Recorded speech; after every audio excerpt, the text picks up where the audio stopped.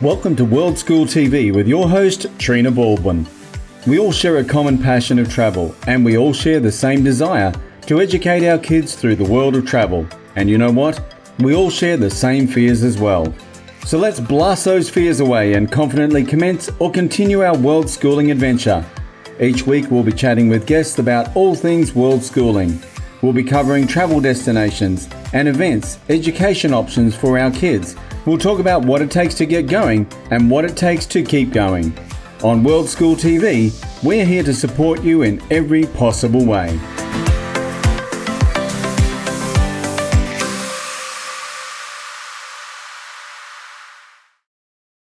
Welcome to World School TV. I'm your host, Trina Baldwin. Today I'm speaking with community creator Azizi Birkeland. Azizi has travelled for many years with her Norwegian-born husband. She gave birth to her first daughter in London, where she continued to live for 5 years, and then relocated back to her home country of the USA. 6 years later, in the fall of 2017, having realised that her perception of reality had changed, Azizi, her husband, and their now 2 daughters became full-time travellers. For years, Azizi had held a burning desire to intentionally create community with those seeking greater, more rewarding experiences in the company of others.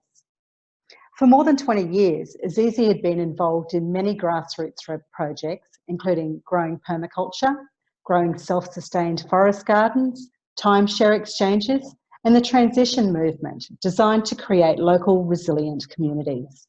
She's now channeled all that knowledge and experience into her most recent project, Stone Soup Travelling Family Pop-Up Communities. Today, Azizi is going to share with us more about this amazing concept and how we can become involved. So, thank you very much for joining us tonight, Azizi, on World School TV. It's great to have you here. You've started this fantastic community, Stone Soup Pop-Up Communities, Stone Soup Family Travelling Pop-Up Communities. But first, I'd love to find out, how did you get started on your world schooling journey? So me personally, I have been traveling for years now with my husband. My husband is Norwegian, and we met in New York City, and then we moved to London for 5 years, had my first daughter there, then back again to the US. And that's when I really realized that I don't really think I belong here at this time in this way, so permanent. So I started traveling with my daughters. By that time, I had 2 daughters on my own while my husband still worked. And I was, I'd go out between 6 to 8 weeks on my own with my daughters. And then in 2017, my husband was finally ready to join us. It looked like we were having a lot of fun and he wanted to get in on it. So Yes. he was ready to make the bigger commitment of selling everything, getting rid of all attachments, including his full-time job, and just taking it on the road. So that's what we did in 2017. And we've been location independent ever since. We prefer slower travel. We really consider ourselves just living out in the world rather than traveling around the world. So what I mean by that, we'll stay in a place really no less than a month. And even a month is kind of, we're in limbo to somewhere longer. So it's very occasional. Most of the time we're someplace 3 to 6 months because we really just start living wherever we're at. But it's been great. It has all of its ups and all of its mid-grounds, but it's still been completely worth it. Fantastic. And how have you chosen where you're going each time? We started out in Southeast Asia because we love Thailand, but we also love Mexico. And because we knew that we were having the first pop-up in Mexico, we thought if we go straight to Mexico, we might not leave. So we decided to start with Thailand so that we knew we would see something before we got to Mexico in case we really loved it and decided we'll just stay. So that's how we decided. And from there, we were already meeting up with some friends in Bali in April of last year. So we sort of planned our calendar around places we were interested in and people we were going to see. Those are kind of our top priorities, more leaning towards people we are going to meet up with or something communal or really relative to our life. So now we're here in Guatemala after being 6 months in Mexico. And we're here with friends. This is the first time we're traveling for 3 months with another family, staying together in the same house. So we have kind of our mini pop-up here, and then we're en route to the first stop, or the first pop-up of this year in Guatemala in Panahacho. So yeah. Fantastic. So it looks like in your travels as well, you're basing it around community as well. Like initially it was to meet up with other friends. So that community is a big thing for you, I'm guessing. Yes, it is. Yes. It is. Yeah. Even when we lived in New Jersey, it was a big part of my life, and I was always organizing some kind of community event, whether it's teaching people gardening and permaculture or some sort of women's circle, which is also a big part of my life. So I didn't see any reason why we should stop doing that, because we no longer had a home in a neighborhood. So yeah, you can make it happen. Excellent. And I love that as well. I mean, I think the whole world schooling lifestyle is fantastic. You know, all the places that we go and we explore. And I know myself, community is a thing that I'm always looking for as well, because it's always nice to have that connection with other people and other people who are like-minded as well, to share your experiences with and to learn from and to help out. And that's kind of the feeling I get that Stone Soup's built behind. So can you tell us a little bit about your whole concept of the Stone Soup? Yes, so Stone Soup Family Pop-Up Communities is basically an opportunity for families to get together anywhere between 1 month to 3 months at a time to actually build relationships. And there is a large aspect of it is the community skill share. So in order to attend, you must be willing to share a service or some sort of project or some contribution to the community that we all get to benefit from. So each family can host a workshop or a class. Sometimes the last one we had, someone decided to be the group historian. So we really come already in mind knowing that everyone is planning to contribute however they can. So with that, I found that we cut through this idea of they're giving more, or can I really just be myself? Will it be received well? Because it's already built in that we are a sharing group. We are a bunch of people who want to get together and give fully to receive. So it was beautiful because you end up without this sort of voyeurism, and people really feel welcomed and already at home when you get there because they know that's the idea. So we get together and we share skills, but we also do things like local excursions and do things with the local community. But it's a parent and child led program where children can contribute either by hosting workshops or gathering in their way. And then adults do sort of workshops that maximize our time and our experience together, anywhere between masterminds or learning a new trade, learning a language. The last one we had in San Miguel, there was a family who did Spanish immersion 3 times a week that people could join in for conversational Spanish. So we're taking that month beyond sort of touring and beyond just hanging out for a month with a bunch of great people, which is fabulous. We really want when people leave, they can say, wow, look how much I've accomplished in community over the last month. So that's why I think it's quite a special opportunity, because we're combining the way you'd want to live in your neighborhood, but now you're doing it intentionally, and you know that there is a group of people who are on board to do it as well. Sure. So, you know, you say from a month to 3 months. So with everyone offering different activities and skills and services, people who are looking to come along, are they expecting that every day of that 1 month to 3 months is going to be filled up and busy, or do they have the freedom to do as they please in that time as well? Oh, absolutely. So it's funny though, because what we found at the first one is I thought, all right, let's keep it to 2 days a week as sort of our core meetup so that people can do their own thing. What we actually found is that we had the core 2 days, and then people got together on the other 5 days as well. Because when you're having a great time with people and you're realizing how much you vibe and how much, and you want to keep the conversation going, then you want to meet up more.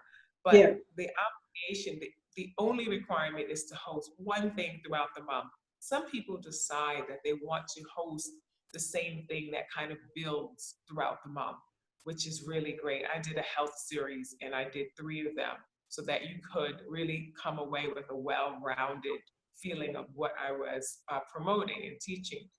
And there was also yoga twice a week. So you can choose what you want to go to, just like in a regular neighborhood. You can choose who you want to hang out with. But we found that if something was on the calendar, people couldn't help but attend.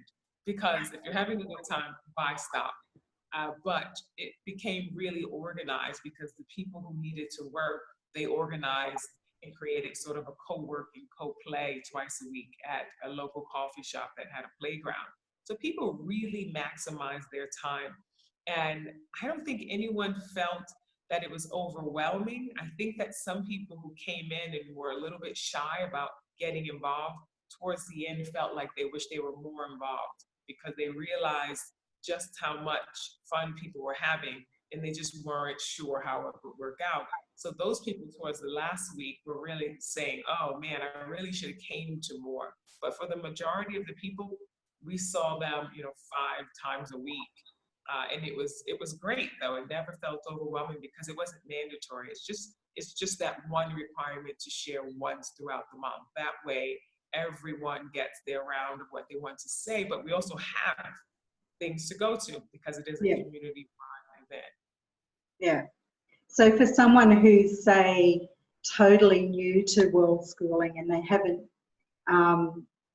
branched out and met anyone along the way yet, and this is something that they might be doing for the first time, and they might think to themselves, oh, what can I share?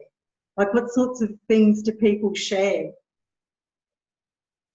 It's funny, a lot of people filled out the application and said, I don't know what I have to share, so they left that blank.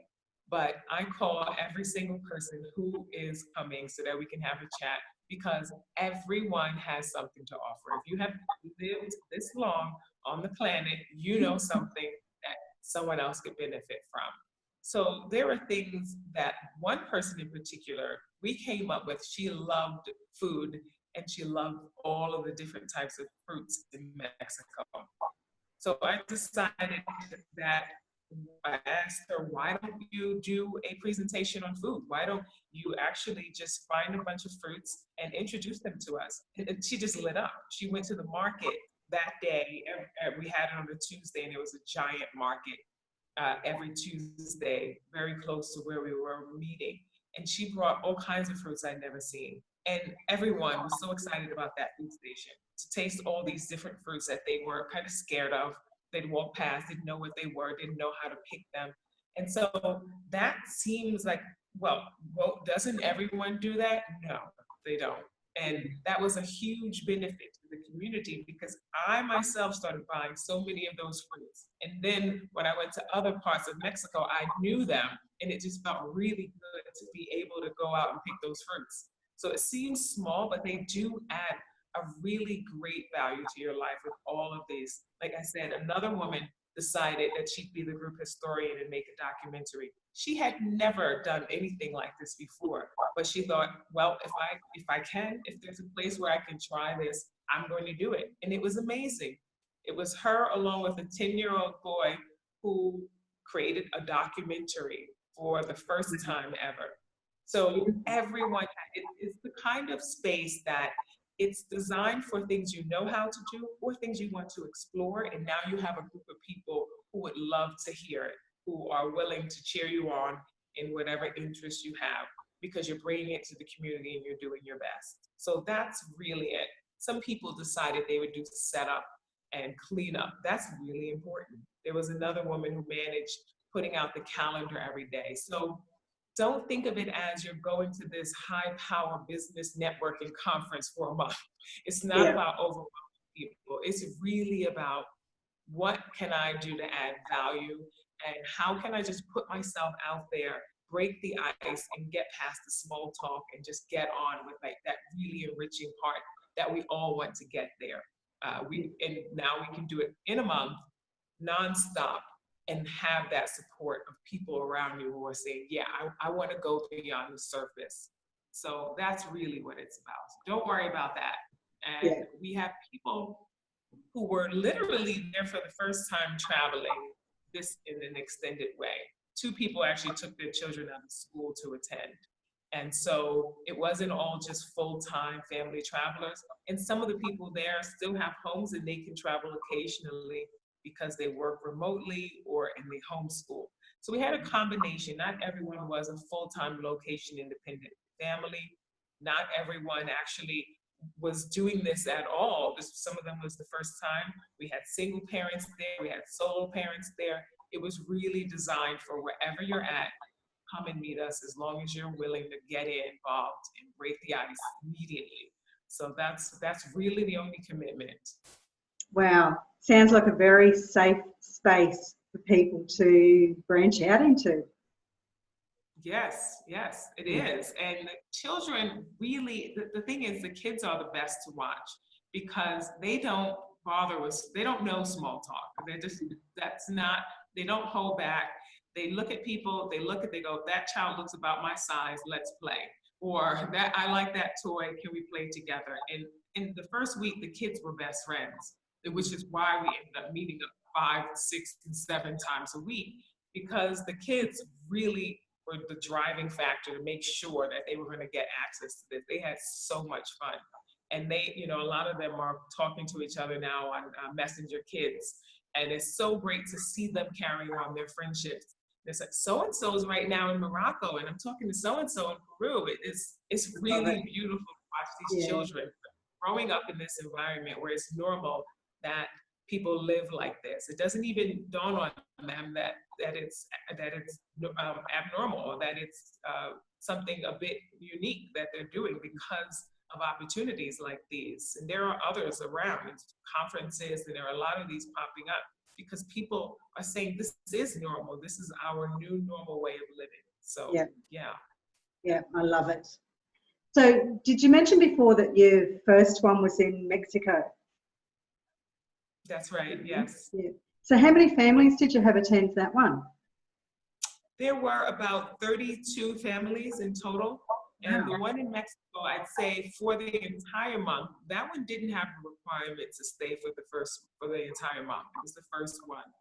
But the majority of the people did. Probably about 27 families were there throughout the entire month in terms of from start to finish and coming to whatever they felt was necessary. And then there were additional people who came in by week 2, and we ended up with about 32 families. So it was a pretty great response that people really were interested in this kind of experience. Wow. And is Guatemala, because that's a mini pop-up Guatemala, isn't it? Yeah. Is that the second one? This is the second one. And Guatemala is a mini pop. And there are, right now, I think there are 6 families and some people passing through.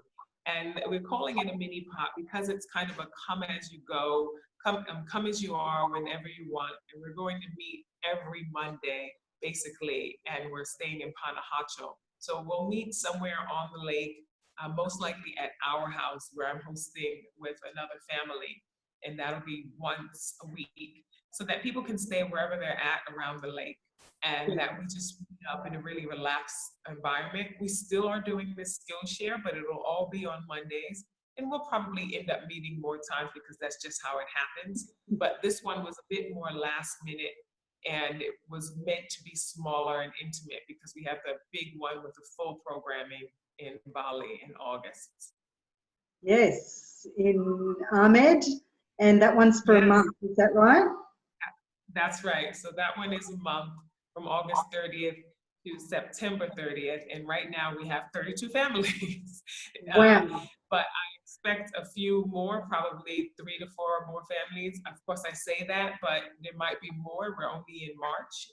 So, and this one is really special because this time we have the co-housing option. So right now we have 3 locations that families are staying together. Everyone has their own apartment, but they're in the same villa complex, and we've rented out the entire place. So that'll be nice that people have this space in creating almost like these campus-like environments where people have their own community, and then we meet up in the larger community throughout the week. But people will have that opportunity to co-share there, and children will be able to just run out their doors and have this ready-made environment to play. And I think it's really worth it. And I think that this has been why we had such a quick and ready response, because of the co-housing aspect. It just took the worry, just took all of any of the things that would get in the way of you deciding out of the way.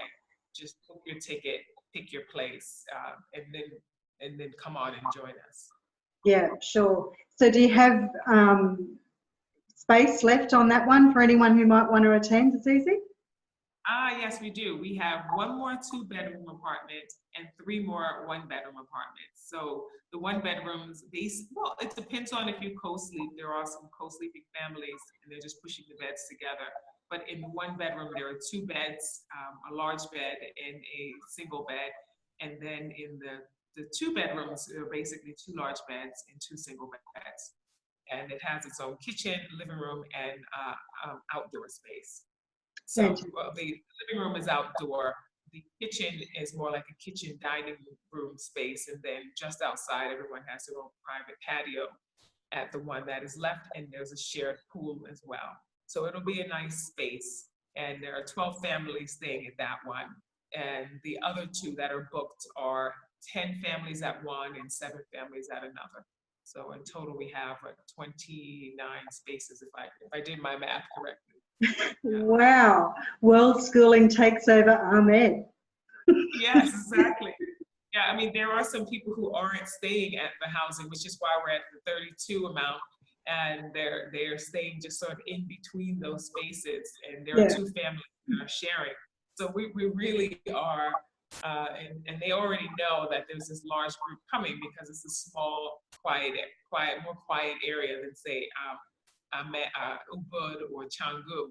So the word has already gotten around. By the time I reached the second hotel to ask, they had already heard about it. And by the time I got to the 3rd one, they were kind of just like, we've been waiting. So it's great to already know that the community knows we're coming. And so I think it'll be a great time. Yeah, and look, what a fantastic boost to the economy for Ahmed as well. Yes. So it's giving back to community as well. So that's a huge part. So that is another part of coming into a place for a month and intentionally planning to be there and live there. So the idea is, and this is why it was also important to make sure that we didn't just do it sort of a conference style where it's in and out and we're kind of insular and sticking to ourselves. We actually are integrating.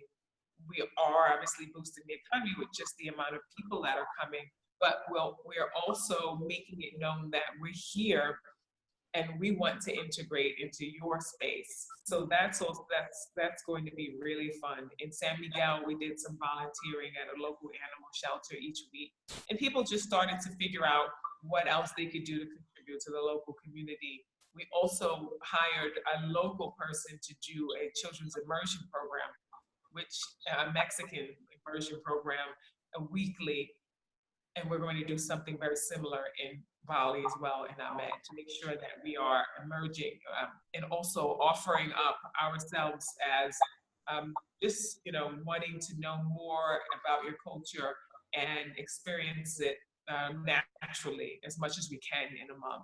So yeah. Wow. So not only for the community aspect itself, but being able to give back, that's a really powerful setup you've got going there. Yeah, I think so. I think that this is a great way to say we want to create our own communities, but we also recognize we're in a greater community. We can do both. We don't have to do one or the other. We can create the world we want, and that's really what's important to know about the concept of Stone Soup is just that. That we are intentionally creating this community right now, and what can we do in this month to show that we are here, we're showing up. So yeah, I think the way that it is going, that we can see more of this kind of participation happening, and there's lots of other well. So we know that it's something that people are interested in going beyond the surface layer of things. Yeah, Yeah. yeah, I love that. I love that. So have you got plans for more pop-ups after Ahmed? We do. Right now, we're kind of doing a survey of where in the world will we pop up again.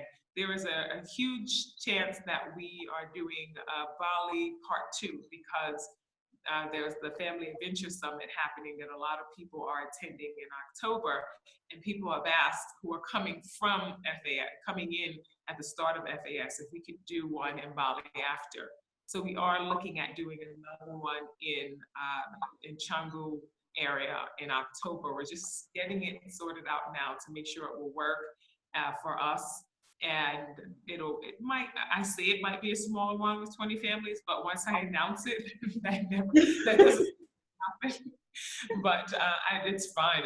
It works out well with the amount of people because just like in a regular neighborhood, people find out who they want to spend more intimate time with, and it allows them more opportunity to have more variety in that group to do that. So stay tuned for that. There should be one coming in October. We'll be sorting that out within the next, by the end of March, we'll know for sure and announce the dates. But then we're already looking at 2020.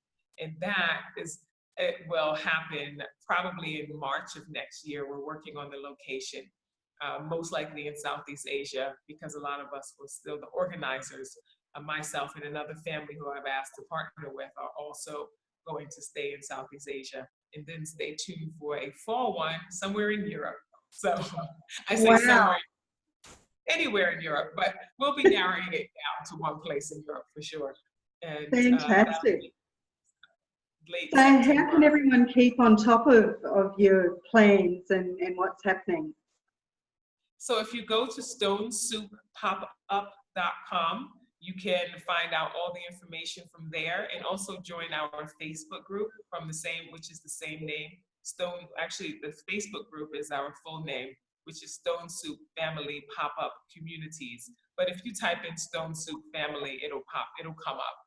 And join our group there, and that's where a lot of the dialogue is happening. But stonesouppop.com will give you all the information about all the upcoming pop-ups, and you can subscribe, so then when we have new pop-ups coming, you'll get an email. We don't just send out weekly emails. We don't bombard your email with things that aren't relevant to pop-ups. And so to date, we've actually only sent out one, and that was really to people who've already signed up. So you won't be spammed to no end. But if you want to be kept in the loop, join and subscribe so that you get the information right into your inbox.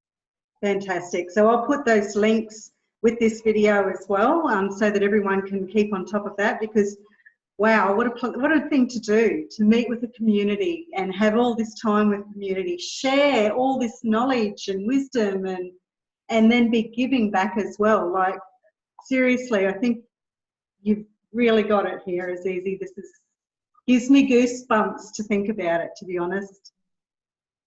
Thank you. So look, thank you so much for coming on today and sharing this. I'm sure there's going to be heaps of people who are excited. You're 32, in Ahmed might end up 42. Who knows? It might. But yeah, I really look forward to seeing where else you pop up in the world. Yes, and I'm excited about your channel. This is a fabulous idea. So thank you for doing this. Thank you. I think this is really what we need, and it's nice to have this kind of medium. So keep it up. Keep it up. Thank you very much. Okay, we'll see you around the world. All right, Thank you see everyone you for joining us. Bye. Bye. Bye now.